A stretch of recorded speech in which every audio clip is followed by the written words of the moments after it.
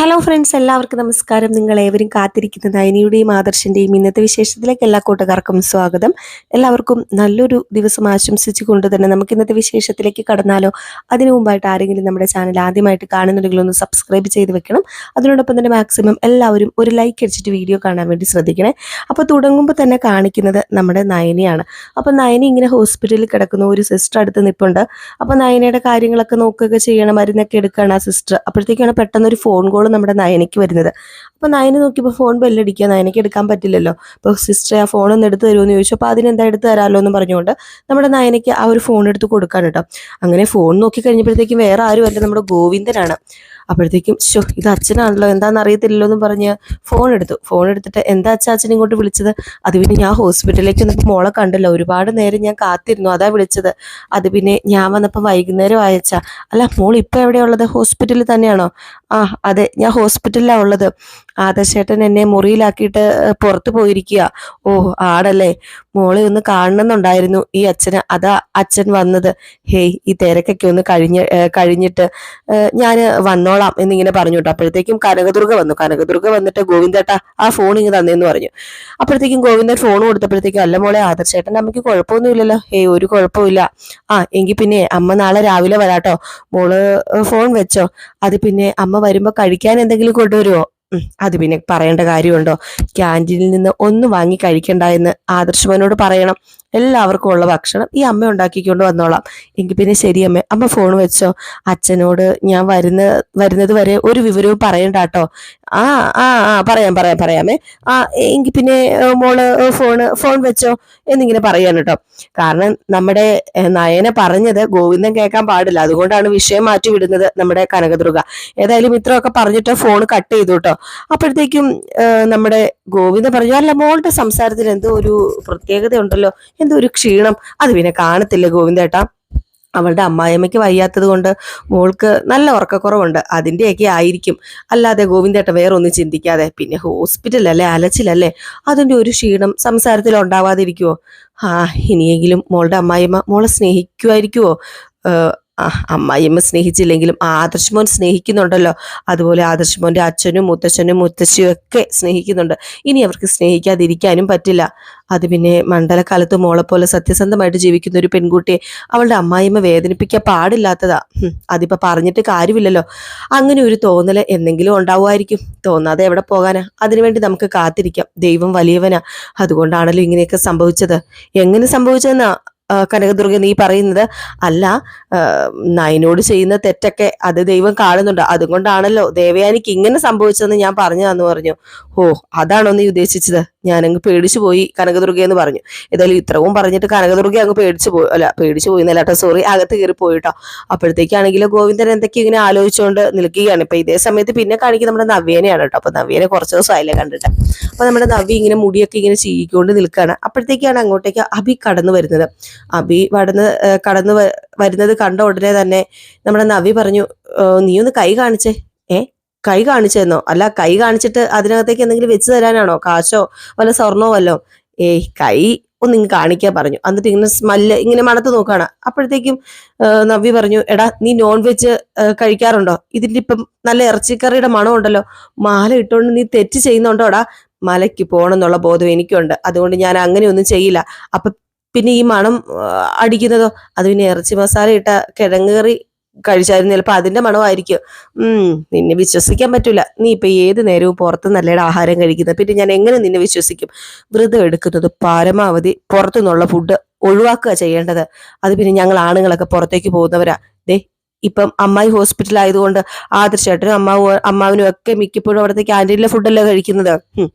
അത് മറ്റു മാർഗമില്ലാത്തതുകൊണ്ട് അത് ദൈവത്തിന് നന്നായിട്ട് അറിയാം. പിന്നെ അല്ലെങ്കിൽ ആദർശേട്ടനും വല്യച്ഛനൊക്കെ ഇവിടുത്തെ ഫുഡ് മാത്രമേ കഴിക്കാറുള്ളൂ. പിന്നെ കമ്പനി പോകുമ്പോഴേ നയന വെച്ച ഫുഡ് മാത്രമേ ആദർശേട്ടൻ കഴിക്കാറുള്ളൂ. പക്ഷെ നീ അങ്ങനെയല്ല, രാത്രി എന്നല്ലേ ഫുഡ് പുറത്തുനിന്ന് കഴിച്ചിട്ട് വരുന്നത്, പിന്നെയല്ലേ നീ ഇപ്പൊ കഴിക്കാത്തത്. അത് പിന്നെ നിന്റെ കൂടെ ഇരുന്ന് കഴിച്ചിട്ടുണ്ട് എനിക്ക് സമാധാനം കിട്ടുമോ നവ്യ? എനിക്ക് ഒരു സമാധാനം കിട്ടില്ല. ഓഹോ, അപ്പം എന്നോട് നിനക്ക് സ്നേഹമില്ല. എനിക്കറിയാം, നീ എന്നോട് സ്നേഹം കാണിച്ചത് എന്തിനാണെന്ന്. എന്റെ കുഞ്ഞ് നഷ്ടപ്പെടാൻ പോകുന്നത് കൊണ്ടല്ലേ നീ അങ്ങനെ എന്നോട് സ്നേഹം കാണിച്ചത്? എന്റെ കുഞ്ഞിനെ നഷ്ടപ്പെടുത്താനല്ലേ നീ എന്നെ പാലിൽ വിഷം കലർത്തി കൊല്ലാൻ നോക്കിയത്.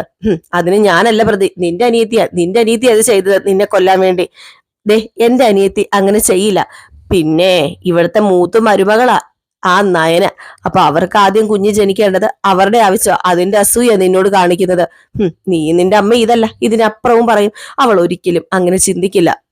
അത് നിനക്കറിയില്ല നവ്യ, അവള് സ്വാർത്ഥയ. ഇപ്പൊ തന്നെ കണ്ടില്ലേ, അമ്മായി ഹോസ്പിറ്റലിലായപ്പം അവരവരുടെ പാട്ടിന് പോയി.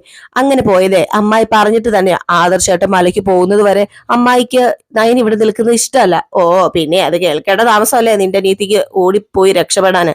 അത് പിന്നെ ഇപ്പോഴത്തെ സാഹചര്യത്തിൽ ആരാണെങ്കിലും ഇവിടുന്ന് ഓടിപ്പോകൂടാ. ഞാൻ പോകാത്തത് എന്റെ ഗതികേട് കൊണ്ടാ. ഓഹോ, അങ്ങനെ ഗതികെട്ട് ആരും ഇവിടെ നിൽക്കണമെന്ന് ഞാൻ പറഞ്ഞില്ലല്ലോ. അങ്ങനെ ഞാനിപ്പോ ഇവിടുന്ന് പോകാൻ പോകുന്നില്ല. ഇനിയിപ്പൊ ഞാൻ ഇവിടുന്ന് പടി ഇറങ്ങിയിട്ട് വേണം നിനക്ക് വേറെ ഒരുത്തിരി ഇങ്ങോട്ടേക്ക് കയറ്റിക്കൊണ്ട് വരാന്. ഓ, ഇത്രയും ചിന്തയായിട്ട് നീ മലയ്ക്ക് പോകുന്നത്. നിന്നെ പോലെയുള്ളവർ എന്തിനാടാ മലയ്ക്ക് പോകുന്നത്? അതിന്റെ കാര്യമുണ്ടോ? എനിക്ക് ഏത് അമ്പലത്തിൽ പോയാലും നല്ല ദർശനം തന്നെ കിട്ടാറുണ്ട്. ഇനി ശബരിമലയ്ക്ക് പോയാലും നല്ല ദർശനം കിട്ടും. ഈ തവണ നീ പറയുന്നതും പ്രാർത്ഥിക്കുന്നതൊക്കെ ഞാൻ ഒഴിഞ്ഞു പോണെന്ന് പറയാനല്ലേ, പ്രാർത്ഥിക്കാനല്ലേ എന്ന് എങ്ങനെ പറഞ്ഞപ്പോഴത്തേക്കും നമ്മുടെ അഭിയാണെങ്കിലും മനസ്സിൽ വിചാരിക്കുക, എന്ത് കൃത്യമായിട്ടാ അവള് മനസ്സിൽ അവള് പറഞ്ഞ കാര്യങ്ങളൊക്കെ. അപ്പോഴത്തേക്കും നവ്യ ചോദിച്ചു, അല്ല നീ എന്തൊക്കെയാ ഈ മനസ്സിൽ വിചാരിക്കുന്നത്? നീ മനസ്സിൽ വിചാരിക്കുന്നത് എന്താണെന്നൊക്കെ എനിക്കറിയാം.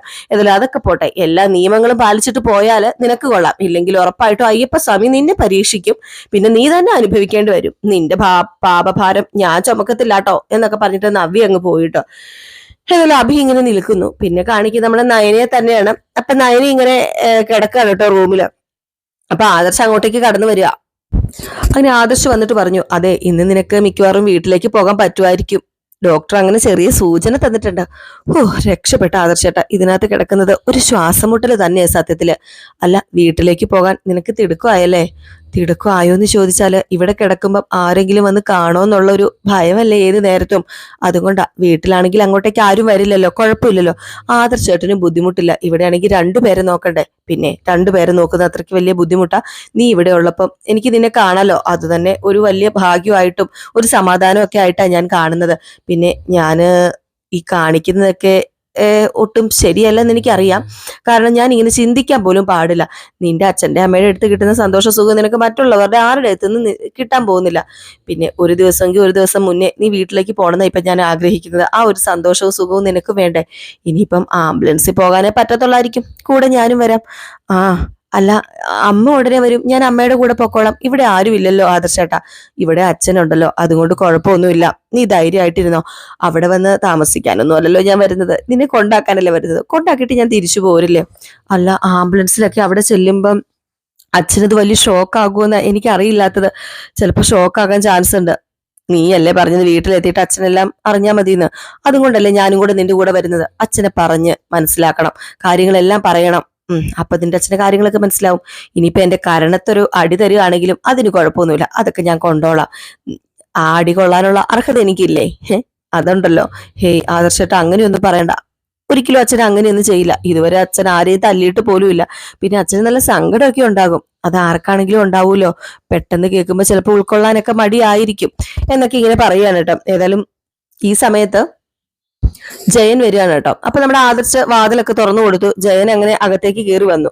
അകത്തേക്ക് കയറി വന്ന ഉടനെ തന്നെ ആദർശ് പറഞ്ഞു, അതെ ഇന്ന് എനിക്ക് പോകാന്നാ പറഞ്ഞത്. അത് പിന്നെ എന്നോട് പറഞ്ഞു മോനെ, വീട്ടിൽ പോയാലും മോള് ശരീരമൊക്കെ നന്നായിട്ട് നോക്കണം കേട്ടോ. അമിത ആവേശം കാണിച്ച് എണീറ്റൊന്നും നടക്കരുത്, ക്ഷീണം ഉണ്ടാക്കി വെക്കരുത്. ഒന്നും പറയാൻ പറ്റില്ല. സ്വന്തം വീട്ടിലെത്തി കഴിഞ്ഞിട്ടുണ്ടെങ്കിൽ ഇവക്ക് എനർജി കൂടും. ഇവൾ അടങ്ങി ഒതുങ്ങി കിടക്കുന്ന എനിക്ക് തോന്നുന്നില്ല. ദേ, ആ സമയത്ത് സ്വന്തം ശരീരത്തെ പോലും ഇവള് മറക്കാൻ ചാൻസ് ഉണ്ട് അച്ഛാ.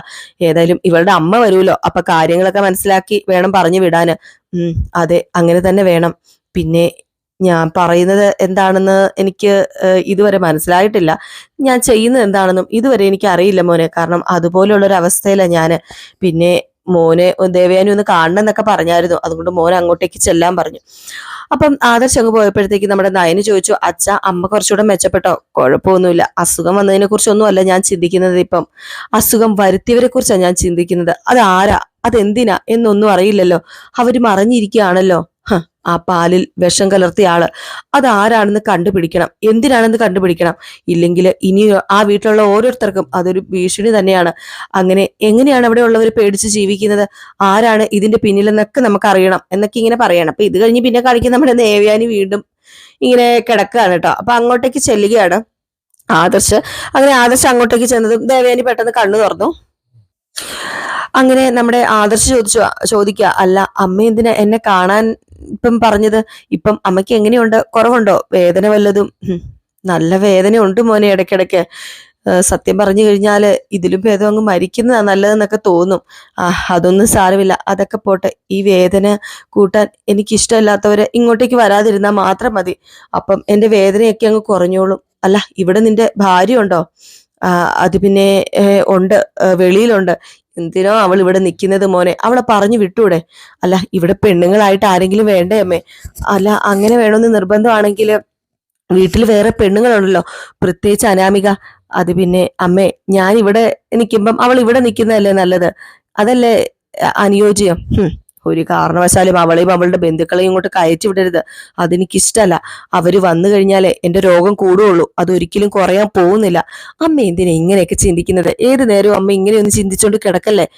രോഗം ഉണ്ടാക്കിയിട്ട് സഹതാപം കാണിക്കുന്ന ഇനുവ അവളും അവളുടെ അമ്മയും അവളുടെ അനിയത്തി അച്ഛനൊക്കെ. അതെനിക്ക് നന്നായിട്ട് അറിയാം. പോട്ടെ, അതൊക്കെ പോട്ടെ. അല്ല, ആ കുട്ടി ഡിസ്ചാർജ് ആയോ? എനിക്ക് കരള് തന്ന കുട്ടി. ഡിസ്ചാർജ് ആയില്ല, ഇന്ന് ചിലപ്പം ഡിസ്ചാർജ് ആവുന്ന ഡോക്ടർ പറഞ്ഞേക്കുന്നത്. ആണോ? പോകുന്നതിന് മുമ്പ് എനിക്ക് അവളെ ഒന്ന് കാണണമെന്നുണ്ടായിരുന്നു. അവളെ ഒന്ന് കൊണ്ടുവന്ന് കാണിക്കാൻ പറ്റുമോ? അതിപ്പം ആംബുലൻസിലാ കൊണ്ടുപോകുന്നത്. ആ അവസ്ഥയിലുള്ള ഒരാളെ ഐസിയുലേക്ക് കടത്തി വിടാൻ ഡോക്ടർ സമ്മതിക്കും തോന്നുന്നില്ല. ആ കുട്ടിക്ക് നല്ല റെസ്റ്റ് ഒക്കെയാ പറഞ്ഞിരിക്കുന്നത്. അത് പിന്നെ ഒന്ന് കാണണമെന്ന് നല്ല ആഗ്രഹമായിരുന്നു. അതിനിപ്പോ എന്താ, അമ്മ പുറത്തിറങ്ങുമ്പോ കാണാലോ. അല്ല, നിന്റെ ഭാര്യയോട് പറയണം ആ കുട്ടിയെ കണ്ടുപഠിക്കാന്. നല്ല മനസ്സുള്ളൊരു കുട്ടി, അതുപോലെ വേണം പെൺകുട്ടികളായാല്. അവളുടെ പ്രായത്തിലുള്ള കുട്ടിയാണെന്നല്ലേ നീ നേരത്തെ പറഞ്ഞത്? അതുകൊണ്ട് ഞാനങ്ങ് പറഞ്ഞതാ. അങ്ങനെ ഒന്നും ആഗ്രഹിക്കാതെ മറ്റുള്ളവരെ സഹായിക്കണമെങ്കിൽ അങ്ങനെ സഹായിക്കാൻ മനസ്സുള്ള പെൺകുട്ടികൾ നമ്മുടെ ഇടയിലുണ്ടെന്ന് അവൾ മനസ്സിലാക്കട്ടെ, അവൾ അറിയട്ടെ. അമ്മേ, കല്യാണിയുടെ കൂട്ടുകാരി എന്നായനെ അറിയാലോ. അതുകൊണ്ട് കല്യാണിയെ പോലെ തന്നെ മറ്റുള്ളവരെ സഹായിക്കുന്ന കാര്യത്തിലും മനസ്സ് നമ്മുടെ നയനയ്ക്കുണ്ട്. അതമ്മ മനസ്സിലാക്കണം. കല്യാണിയുടെ കൂട്ടുകാരിയൊക്കെ ആയിരിക്കും, അതൊക്കെ ശരിയാ. എന്ന് വെച്ച് കല്യാണിനെ പോലെ നന്മയുള്ളവളൊന്നും അല്ല, അതെനിക്കറിയാം. കല്യാണി എത്രയോ നന്മയുള്ളവളാ. എങ്കിൽ പിന്നെ കിരണും കല്യാണി അങ്ങനെയൊന്നും പറയാൻ പോകുന്നില്ല അമ്മേ. അമ്മ ഇങ്ങനെയൊക്കെ പറയും. മോനെ, നീ എന്നെ വേദനിപ്പിക്കാൻ വേണ്ടിയാണ് ഇങ്ങോട്ടേക്ക് കയറി വന്നത്. എനിക്കൊന്നാമത് വേദനയാ. അല്ല, അമ്മ പറഞ്ഞതിന് മറുപടി പറഞ്ഞതേ ഉള്ളൂ, അല്ലാതെ ഞാൻ അമ്മേനെ വേദനിപ്പിക്കാനൊന്നും അല്ല ഇങ്ങോട്ടേക്ക് വന്നത്. ഏതായാലും ഞാൻ ഇവിടെ നിൽക്കുന്നില്ല. ആ കുട്ടിയുടെ കാര്യങ്ങളൊക്കെ നോക്കാനുണ്ട്. ആ കുട്ടീനെ ഡിസ്ചാർജ് ചെയ്തിട്ട് പറഞ്ഞു വിടണമല്ലോ. അതുകൊണ്ട് ഞാൻ അങ്ങോട്ടേക്ക് പോവാ എന്നും പറഞ്ഞ് നമ്മുടെ ആദർശ് അവിടെ നിന്ന് ഇറങ്ങി പോവാണ് കേട്ടോ. ഒരിക്കലും നമ്മുടെ നയനയാണ് ഈ ഒരു കരള് കൊടുത്തതെന്ന് അറിയില്ല. ഏതായാലും അറിഞ്ഞു കഴിഞ്ഞിട്ടുണ്ട് ഈ കണക്കിന് പോയാൽ ചിലപ്പോൾ സ്നേഹമൊക്കെ ഉണ്ടാവുമായിരിക്കും അല്ലെ. ഏതായാലും ഈ ഒരു സീൻ കഴിഞ്ഞ് കാണിക്കുന്ന നമ്മുടെ കനകദുർഗ ഹോസ്പിറ്റലിലേക്ക് വരികയാണ് കേട്ടോ. മോളയിൽ നിന്ന് വിളിച്ചോണ്ടാ വരുന്നത്. അപ്പം കുറെ ഭക്ഷണമൊക്കെ ആയിട്ടാ വരുന്നത് കേട്ടോ. അപ്പോഴത്തേക്കും നയനി ചോദിച്ചു, ആ അമ്മ വന്നോ? അല്ല, അച്ഛൻ എന്തെങ്കിലും ചോദിച്ചോ? അച്ഛൻ ഒന്നും ചോദിച്ചില്ല. രാവിലെ തന്നെ അടുക്കളയിൽ കയറി എന്നെ കുറെ സഹായിച്ചു. ഭക്ഷണം എല്ലാവർക്കും എടുത്തിട്ടുണ്ടോ? എല്ലാവർക്കും ഉള്ളതും എടുത്തിട്ടുണ്ട്. ആദർശിനും മോന്റെ അച്ഛനും എല്ലാവർക്കും ഉള്ളത്. അച്ഛനിടയ്ക്ക് വീട്ടിലേക്ക് പോയോന്നൊന്നും അറിയില്ല. അപ്പോഴത്തേക്കുമാണ് പെട്ടെന്ന് നമ്മുടെ ആദർശ് വന്നത്. ആദർശ് വന്നിട്ട്, അമ്മ വന്നായിരുന്നോ? അല്ല അമ്മേ, ഇവിടെ ക്യാൻറ്റീനിൽ നല്ല ഭക്ഷണം കിട്ടൂല, പിന്നെ എന്തിനാ അമ്മ ഇപ്പൊ ഭക്ഷണം കൊണ്ടുവന്നത്? അത് പിന്നെ വീട്ടിലുണ്ടാക്കുന്ന പോലെ ഭക്ഷണം പോലെ ആവുമോ മോനെ? അത് ഒരിക്കലും ആവില്ലല്ലോ. അല്ല, അമ്മയെ കണ്ടായിരുന്നോ ആദർശേട്ടാ? കണ്ടായിരുന്നു. ഇപ്പൊ പ്രശ്നമൊന്നുമില്ല. ഇപ്പോഴും നിന്നോടും നിന്റെ വീട്ടുകാരോടും ഉള്ള ദേഷ്യമൊന്നും ഇതുവരെ തീർന്നിട്ടില്ല. ഇപ്പോഴും അതിനെക്കുറിച്ച് തന്നെ ആവർത്തിച്ച് പറഞ്ഞുകൊണ്ടിരിക്കുന്നത്. നിങ്ങളാരും അങ്ങോട്ടേക്ക് ചെല്ലരുതെന്ന അമ്മ പറയുന്നത്. അതുകൊണ്ട് അങ്ങോട്ടേക്ക് പോകുകയൊന്നും വേണ്ട. ചിലപ്പം അതമ്മയ്ക്ക് ഇഷ്ടപ്പെടില്ല. ചില നേരത്തെ അമ്മയുടെ സംസാരം കേട്ട് കഴിഞ്ഞാൽ നമുക്ക് നല്ലത് പറയാൻ തോന്നും. അയ്യോ വേണ്ട, അങ്ങനെയൊന്നും പറയാൻ നിൽക്കണ്ട. അപ്പൊ കനകദുർഗ പറഞ്ഞു, മോള് ചെയ്യേണ്ടത് ചെയ്തു. ഇനിയിപ്പം അത് അമ്മയോട് പറഞ്ഞിട്ട് അമ്മയോട് ദേഷ്യമൊന്നും കൂട്ടണ്ട മോനെ, അമ്മയോട് പറയാൻ നിൽക്കണ്ട. അല്ല, ഞാൻ വരുന്ന വഴി ഡോക്ടറിനെ കണ്ടായിരുന്നു. മിക്കവാറും ഇന്ന് നിനക്ക് പോകാൻ പറ്റുമെന്നാ ഡോക്ടർ പറഞ്ഞിരിക്കുന്നത്. അപ്പൊ കനകദുർഗ പറഞ്ഞു, മോനെ മുറിവൊക്കെ കഴിഞ്ഞ് പഴയതുപോലെ ആവുന്നത് വരെ നയനമോള് വീട്ടിൽ നിൽക്കട്ടെ, അതല്ലേ നല്ലത്. അല്ല, അച്ഛൻ ഇതുവരെ ഒന്നും അറിഞ്ഞിട്ടില്ലല്ലോ അമ്മേ? ഇതുവരെ ഒന്നും അറിഞ്ഞിട്ടില്ല. വീട്ടില് എത്തുമ്പോ അറിയൂലോ ആദർശേട്ടാ. അത് ഓർത്തിട്ട് ഒരു സമാധാനവും കിട്ടുന്നില്ല. സാരമില്ല ആദർശേട്ടാ. പിന്നെ എന്റെ അച്ഛന്റെ സങ്കടമൊക്കെ ഒറ്റ ദിവസം കൊണ്ട് മാറും. ഞാൻ അവിടെ നിൽക്കുമ്പം എല്ലാ സങ്കടവും മാറും. ഇനിയിപ്പം മലയ്ക്ക് പോയിട്ട് ആദർശേട്ടൻ വരുന്നത് വരെ ഞാൻ എന്റെ വീട്ടിലാണല്ലോ. പിന്നെ അമ്മയ്ക്കും എന്നെ വെറുക്കുന്നവർക്കൊക്കെ ഞാൻ എന്റെ വീട്ടിൽ പോയി നിൽക്കുന്നത് ഭയങ്കര സമാധാനമായിരിക്കുമല്ലോ. അതുകൊണ്ട് തന്നെ അത് ഒരു നല്ല കാര്യമാണ്. പിന്നെ ഞാൻ അവിടെ ഇല്ലാത്തതിൽ നവ്യേച്ചിക്ക് നല്ല ഭയമുണ്ട്. ഒന്ന് ശ്രദ്ധിച്ചേക്കണം. ചേച്ചി കുടിക്കേണ്ട പാലായിരുന്നില്ലേ അമ്മ കുടിച്ചത്? എന്ന് വെച്ച് കഴിഞ്ഞാൽ ചേച്ചിനെ ഇനിയും എൻ്റെ ചേച്ചിനെ കൊല്ലാൻ വേണ്ടി ചിലപ്പം അവർ ശ്രമിച്ചുകൊണ്ടിരിക്കും. അപ്പോഴത്തേക്കും ആണെങ്കിൽ ആദർശ് പറഞ്ഞു, വീട്ടിൽ കയറി വന്ന പുതിയ ആൾക്കാരൊക്കെ എന്തൊക്കെയാ ചെയ്തതെന്ന് സത്യം പറഞ്ഞിട്ടുണ്ടെങ്കിൽ നമുക്ക് അറിയില്ലല്ലോ. അതുകൊണ്ട് ഒരു ശുദ്ധികലശം നടത്തേണ്ട കാര്യമൊക്കെ ഉണ്ട് എന്ന് കരുതി അമ്മയും നയനും ഒന്നും വിഷമിക്കേണ്ട. ഇനി അമ്മയുടെ മക്കൾ ആ വീട്ടിലെ സുരക്ഷിതര് ആയിരിക്കും. ഈ ഒരു കാര്യം ഞാൻ എപ്പോഴും പറയുക. അവിടെ അനിയുടെ ഭാര്യയായിട്ട് വരേണ്ടത് നന്ദുവായിരുന്നു. അങ്ങനെ വന്നായിരുന്നെങ്കിൽ ഒരുപക്ഷെ ഇങ്ങനെയൊന്നും ഉണ്ടാവില്ലായിരുന്നു. ഇപ്പന്തേ എന്റെ അമ്മ ഹോസ്പിറ്റലിലും കിടക്കില്ലായിരുന്നു. അവളുണ്ടായിരുന്നെങ്കിലേ എല്ലാവരും ഒന്ന് പേടിച്ചേനെ. പേടിപ്പിച്ച് നിർത്താനുള്ള കഴിവ് അവക്കുണ്ട്. പിന്നെ അനിയുടെ ജീവിതവും സേഫ് ആയേനെ. എന്റെ ജീവിതത്തെക്കാളും എനിക്ക് പ്രധാനപ്പെട്ടത് എൻ്റെ അനിയന്റെ ജീവിതം തന്നെയാ. അവനിപ്പം ഒരുപാട് കരയുന്നുണ്ട്, ആരും അറിയാതെ. ഒരു സമാധാനവും ഇല്ലാത്ത ജീവിതമാണ്. അതെനിക്ക് നന്നായിട്ട് അറിയാം. അത് നയനയ്ക്കൊക്കെ നന്നായിട്ട് അറിയാമെന്ന് എനിക്കറിയാം. എങ്കിൽ പോലും നമുക്കൊരു വലിയ അബദ്ധമാണ് പറ്റിയത്. അപ്പം കനകദുർഗ പറഞ്ഞു, അത് പിന്നെ മോൻ ഭക്ഷണം കഴിക്കുന്നില്ലേ? കഴിച്ചിട്ട് മോൻ പോയാൽ മതി. ആ, ഞാൻ കഴിച്ചോളാം. അമ്മ ഒരു കാര്യം ചെയ്യേ, നയനയ്ക്ക് ഇപ്പം ഭക്ഷണമൊക്കെ എടുത്തു കൊടുക്കാൻ പറഞ്ഞിട്ട് ആദർശ് അങ്ങ് പോയി കേട്ടോ. ആദർശ് അങ്ങ് പോയപ്പോഴത്തേക്കും നമ്മുടെ നയന പറഞ്ഞു, അനിയുടെയും അനാമികയുടെയും ജീവിതം കാണുമ്പം ആദർശേട്ടൻ പറഞ്ഞില്ല, ശരിയാണെന്ന് എനിക്ക് തോന്നുന്നത്. നന്ദുവിനെ കല്യാണം കഴിച്ചിരുന്നെങ്കിൽ ഒരുപക്ഷെ അനിക്ക് മനസ്സമാധാനം കിട്ടിയേനെ. ഇപ്പൊ അവളുടെ മനസ്സമാധാനം നഷ്ടപ്പെട്ടു, അവന്റെയും അനിയുടെയും മനസ്സമാധാനം നഷ്ടപ്പെട്ടു. ഇനിയിപ്പൊ അങ്ങനെയൊന്നും പറയണ്ട.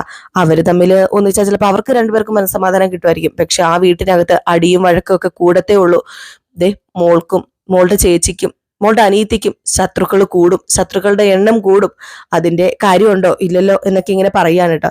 ഏതായാലും ഈ ഒരു സീൻ കഴിഞ്ഞ് പിന്നെ കാണിക്കുന്ന സീൻ എന്ന് പറഞ്ഞു കഴിഞ്ഞാല് നമ്മുടെ ജാനകി ഇങ്ങനെ നിന്ന് പച്ചക്കറിയൊക്കെ അരിയാറുണ്ട്. ഇപ്പൊ കിച്ചണിൽ നിന്ന് പച്ചക്കറിയൊക്കെ അരിയുന്നു. അങ്ങനെ ജലജ എടുത്തുണ്ട്. അപ്പൊ ജലജ പറഞ്ഞു, നയനെ പറഞ്ഞ് അവളുടെ വീട്ടിലേക്ക് വിടാന് നമ്മൾ ആഗ്രഹിച്ചെങ്കിലും അവളിപ്പോ അതൊരു അവസരമായി എടുത്തിരിക്കുകയാണല്ലോ.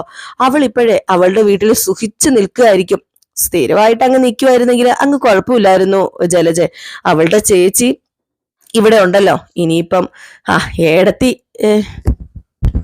ഇങ്ങോട്ടേക്കൊന്ന് വന്നോട്ടെ. അതിനിടയ്ക്ക് ഒരു ശുദ്ധികലശം നടത്തണം. അത് പിന്നെ നമുക്ക് ഇടയ്ക്കിടയ്ക്ക് ഏടത്തിന് ഹോസ്പിറ്റലിൽ പോയി അങ്ങോട്ട് കുറച്ച് ചൊടിപ്പിച്ചാലോ എന്നൊക്കെ ഇങ്ങനെ പറയാണ്. അപ്പോഴാണ് പെട്ടെന്ന് മുത്തശ്ശി അങ്ങോട്ടേക്ക് വന്നിട്ട്, അതേ ജലജ, നീ നിന്റെ മരുമകൾക്ക് ഇഷ്ടപ്പെട്ടൊക്കെ ഉണ്ടാക്കി കൊടുക്കുന്നുണ്ടോ? അവളെ നീ നോക്കാറുണ്ടോ എന്ന് പറഞ്ഞപ്പോ നവ്യ വന്നിട്ട് പറഞ്ഞു, ഒന്നുമില്ല മുത്തശ്ശി, എനിക്ക് അങ്ങനെ ഒന്നും പ്രത്യേകിച്ച് ഉണ്ടാക്കി തരാറില്ലെന്ന് പറഞ്ഞു. ഇത് കേട്ട ഉടനെ പറഞ്ഞു, അത് പിന്നെ ഈ ജലജ പറഞ്ഞു, അതുണ്ടാക്കുന്നതല്ലേ കൊടുക്കാൻ പറ്റത്തുള്ളൂ.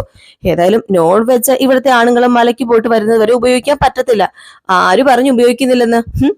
മാല ഇട്ടിട്ട് ഹബി അതൊക്കെ കഴിക്കുന്നുണ്ടോന്ന് എനിക്ക് നല്ല സംശയമുണ്ട്. അവൻ ഒരിക്കലും അങ്ങനെ ചെയ്യില്ല. അത് നിനക്ക് തോന്നുന്നതാ. അത് ചെയ്താലേ അതിന്റെ ഫലം എന്റെ മോനാണല്ലോ കിട്ടുന്നത്. അതുകൊണ്ട് ഒരിക്കലും എന്റെ മകൻ അങ്ങനെ ചെയ്യില്ല.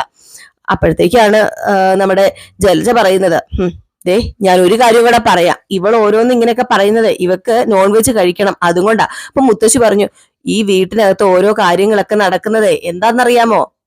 അത് വേറൊന്നും കൊണ്ടും അല്ല, ഹബിയൊക്കെ കാരണം തന്നെയാ. അവന്റെ ജീവിത ശൈലിയും ജീവിത രീതിയും ഒന്നും ശരിയല്ല. അവനിങ്ങനെ അനർത്ഥങ്ങളൊക്കെ ചെയ്തു കഴിഞ്ഞിട്ടുണ്ടെങ്കിൽ പിന്നെ എങ്ങനെയായി കുടുംബത്തിൽ സമാധാനം ഉണ്ടാകുന്നത്, അനിഷ്ടങ്ങൾ സംഭവിക്കാതിരിക്കുന്നത് എന്നൊക്കെ ഇങ്ങനെ പറയാണ് കേട്ടോ. അപ്പോഴത്തേക്കാണ് നമ്മുടെ ജലജ പറയുന്നത്, പിന്നെ ഇവള് ഒറ്റയൊരുത്തി ഇതിനൊക്കെ കാരണം എന്റെ മകനെ നന്നായിട്ട് നോക്കാനും നിലയ്ക്ക് നിർത്താനും ഇവക്ക് അറിയത്തില്ലല്ലോ. അതുകൊണ്ടാണല്ലോ അവൻ അങ്ങനെ എന്തെങ്കിലും ചെയ്യുന്നുണ്ടെങ്കിലും ചെയ്യുന്നതെന്ന് പറയുമ്പോഴത്തേക്കും നമ്മുടെ മുത്തശ്ശി വീണ്ടും പറയാ, ദേ, നീ മോളെ കുറ്റപ്പെടുത്തുമൊന്നും വേണ്ട. അവന്റെ ശീലം ഇപ്പോഴല്ലല്ലോ ഇങ്ങനെ, അവന്റെ ശീലം പണ്ട് മുതൽ ഇങ്ങനെയാണല്ലോ, അല്ലാതെ നവ്യമോള് കയറി വന്നേ പിന്നെ അല്ലല്ലോ. അതുകൊണ്ട് ജലജ, നീ പരസ്പരം കുറ്റപ്പെടുത്താതെ, നിങ്ങൾ അങ്ങോട്ടും ഇങ്ങോട്ടും കുറ്റപ്പെടുത്താതെ, ഓരോരുത്തരും ദൈവത്തിന് നിരക്കാത്ത പ്രവർത്തികളൊക്കെ ചെയ്യാതിരുന്നാൽ മാത്രം മതി. അല്ലാതെ പരസ്പരം കുറ്റം ചുമത്തിയിട്ട് ഒരു കാര്യമില്ല എന്ന് പറഞ്ഞിട്ട് മുത്തശ്ശി അങ്ങ് പോയി. അപ്പോഴത്തേക്കും ജലജ, ഓഹോ, കുറ്റം കണ്ടുപിടിച്ചോണ്ട് വന്നേക്കുക അവൻ നോൺ വെജ് കഴിച്ചെന്ന്. അതെ, ഞാൻ വെറുതെ പറഞ്ഞതല്ല. ഞാന് അവന്റെ അടുത്ത് പോയപ്പോ ആ ഒരു മണം കിട്ടി. പിന്നെ നിനക്ക് വേണ്ടാത്ത മണമൊക്കെ കിട്ടിയല്ലോ. അങ്ങനെ കിട്ടിയില്ലെങ്കിൽ ഉള്ളൂ അതിശയം.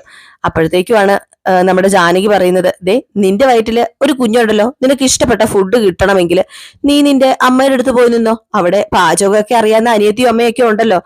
അപ്പൊ പിന്നെ നിന്റെ തോന്നിവാസത്തിന് എന്ത് വേണമെങ്കിലും ആവാലോ. പിന്നെ എന്നെ കല്യാണം കഴിച്ചുകൊണ്ട് വന്ന വീടായത്. എന്റെ വയറ്റിൽ കിടക്കുന്നത് നിങ്ങളുടെ പേരക്കുട്ടിയാ. അതുകൊണ്ട് അതിന്റെ ആരോഗ്യം രക്ഷിക്കേണ്ടത് നിങ്ങളുടെയും കൂടെ കടമയാ. എടി, കടമകൾ എല്ലാ അമ്മായിയമ്മമാരും ചെയ്യും. മരുമക്കളുടെ സ്വഭാവവും പ്രവൃത്തിയും നല്ലതാണെങ്കിൽ മാത്രം. ഏടത്തിക്ക് വയ്യാതെ വന്നപ്പോ മറ്റാരെക്കാളും സങ്കടം അനാമിക മോൾക്കായിരുന്നു, അറിയാലോ. അപ്പൊ ജലജ പറയാണ്, അതെ അതെ അതെ എന്ന്. അപ്പോഴത്തേക്ക് ജലജ വീണ്ടും പറഞ്ഞു, ആ പെണ്ണുണ്ടല്ലോ എല്ലാത്തിനും തയ്യാറായിരുന്നു, രക്തം കൊടുക്കാനും കരള് കൊടുക്കാനും ഒക്കെ തയ്യാറല്ലേ ആയുള്ളൂ, അല്ലാതെ കൊടുത്തൊന്നുമില്ലല്ലോ. എല്ലാം കഴിയുമ്പോഴത്തേക്കും അല്ലേ അവള് ഹോസ്പിറ്റലിലേക്ക് ചെല്ലുന്നത്. ഞാൻ കൊടുക്കാന്ന് പറഞ്ഞുകൊണ്ട്. ദേ, അമ്മായി ഒരു കാര്യം പറഞ്ഞേക്കാം, അമ്മായിയുടെ ഉണ്ടല്ലോ മരുമകൾ ഒരു ഭൂലോക കള്ളിയാ. നിർത്തടി, നിങ്ങളെ രണ്ടിനെയും പോലെ ഈ വീട്ടിലേക്ക് കയറി വന്നവളല്ല എന്റെ മരുമകള്. അവളെ ഈ വീട്ടിലേക്ക് കയറി വന്നത് അന്തസ്സായിട്ടാ. അവളെ ഈ വീട്ടിൽ നിന്ന് ഒഴിവാക്കാൻ നിങ്ങൾ പരമാവധി ശ്രമിക്കുന്നുണ്ട് എന്നിങ്ങനെ ജാനകി പറഞ്ഞപ്പോഴത്തേക്ക് ജലജ പറഞ്ഞു, അത് ശരിയാ, ഇപ്പൊ ഏതാണ്ട് ഒഴിവാക്കിയ പോലെയാണല്ലോ. അപ്പം ജാനകി പറഞ്ഞു, പിന്നെ അങ്ങനെയൊന്നും ഒഴിവാക്കിയ പോലെയൊന്നും അല്ല, അങ്ങനെ ആവത്തുമില്ല. എന്റെ മോളെ ഞാൻ എങ്ങനെയെങ്കിലും ഇങ്ങോട്ടേക്ക് കൂട്ടിക്കൊണ്ട് വരും. ഇവൾമാരാ പുറത്തു പോകാൻ പോകുന്നത്. അപ്പൊ നമ്മുടെ നവ്യ പറഞ്ഞു, അതൊക്കെ നിങ്ങളുടെ കാര്യം, എനിക്ക് ഇനിയിപ്പോ അതൊന്നും അറിയണ്ട. പെട്ടെന്ന് എന്തെങ്കിലും ഉണ്ടാക്ക, എനിക്ക് നല്ല വിശപ്പുണ്ട്. അതുകൊണ്ടേ പെട്ടെന്ന് ഉണ്ടാക്കിക്കോ. പിന്നെ ഒരു പ്രത്യേകിച്ച് ഒരു കാര്യം പറയാം, അമ്മായിയോടല്ലാട്ടോ, ഈ നിൽക്കുന്ന എന്റെ അമ്മായിയമ്മയോടാ ഞാൻ പറഞ്ഞത്. ഇനിയിപ്പോ അതിന് പറ്റില്ലെങ്കിൽ പറ. പിന്നെ എന്താണെന്ന് വെച്ചിട്ടുണ്ടെങ്കിൽ ഞാൻ നോക്കിക്കോളാം, മുത്തച്ഛനോടോ മുത്തശ്ശിയോടോ പറയാം. അല്ല പിന്നെ വേറെ എന്തെങ്കിലും എന്നൊക്കെ ഇങ്ങനെ പറഞ്ഞു കഴിഞ്ഞപ്പോഴത്തേക്ക് നമ്മുടെ ജലജ പേടിച്ചു പോയിട്ട് ഇനിയിപ്പോ ആ വീഡിയോ കാണിക്കുന്നൊന്നും അറിയത്തില്ലല്ലോ. അപ്പൊ ഏതായാലും ഈ ഒരു ഭാഗം കാണിച്ചാണ് ഇന്നത്തെ വിശേഷം അവസാനിക്കുന്നത്. അപ്പൊ എല്ലാവരും കാത്തിരിക്കുക, അടുത്ത വിശേഷവുമായിട്ട് വരാം. അതുവരെ എല്ലാവർക്കും ടാറ്റാ, ബൈ ബൈ.